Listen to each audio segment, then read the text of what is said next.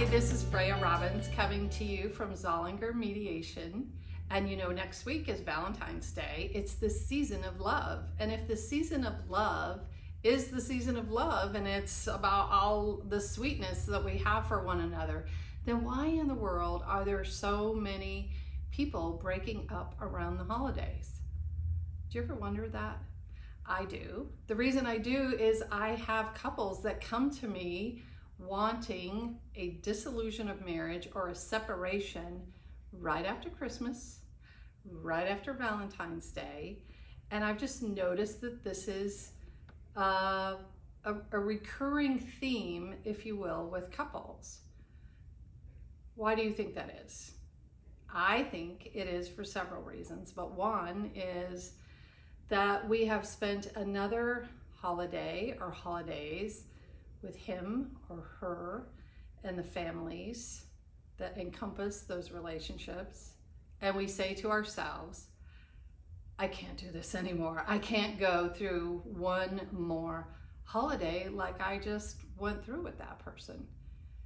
And after all, Valentine's Day is the day that you think of the most beautiful card you can get for your sweetie, right? That says all the things that you feel about him or her. And do you ever have a relationship when you go to the store to buy that card and nothing fits? Like, it's too sappy. It says all the things you wish you could say about your mate and you don't feel that way. That's when you know maybe something is amiss. Like maybe this isn't the relationship you really want. So I think that's one thing that causes people to question, is this relationship the right one for me? And do I need to do something about it?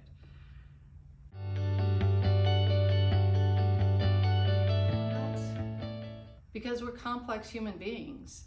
You know, you think about it, we just think about your own biological family. Think about the complexities that you have with your mother, a father, sibling, brothers and sisters, maybe step siblings, maybe half siblings. You know, what did you come into this relationship with? That's fairly complicated. If I think about my own family, certainly it's complicated. Now you take into consideration your spouse's complicated family and his or her relationships and all the complexities that they have been through. Then you add to that, what about your relationship with your mate, and you add in those family complexities into your relationship. It gets complicated, and sometimes it's more than what you can, sometimes it's more than what you can handle. That, and then you add into that, are there any isms? Is there any alcoholism, any addictions that anybody has had? Are there any affairs? How do you handle money differently? Do you handle money differently than your spouse? Is one a spender or a saver? How are you parenting your children? Is one very much rigid and controlling, and is the other parent lackadaisical and perhaps let your children get away with anything?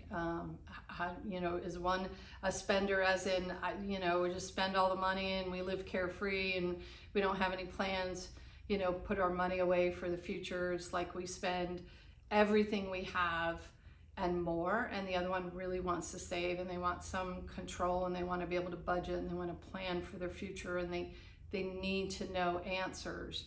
That can really work against a couple if they have these great differing views about how they handle their money or how they handle the discipline of the children.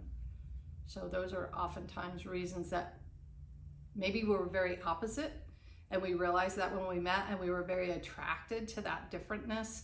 And as we spend more and more time with that person, the very thing that we loved about them that made them different became the very thing that we could no longer stand about them, which seems weird, but it's what happens.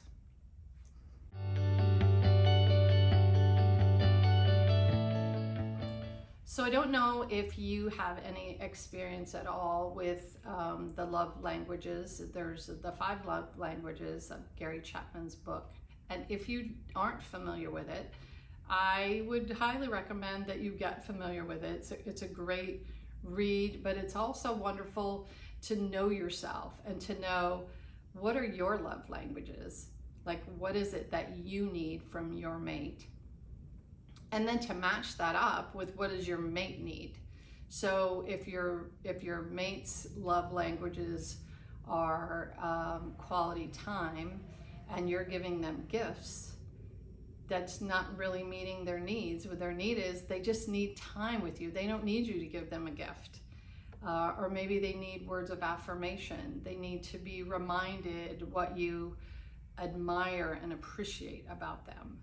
And so it's a great opportunity for you to really get to know one another at a whole different level. So get the book, give it to your sweetie for Valentine's Day. It's not too late to order one, and schedule dates to read it together. Plan some time together, really get to know one another, and see if it's just a matter of, I'm just not meeting his or her needs in the way that he or she needs me to respond to. It's really not that difficult. Relationships are work. They are. They don't just happen in a vacuum. They happen out of commitment. They happen out of direct intention and concern and desire and love for the other person. And it's not even a 50-50 deal.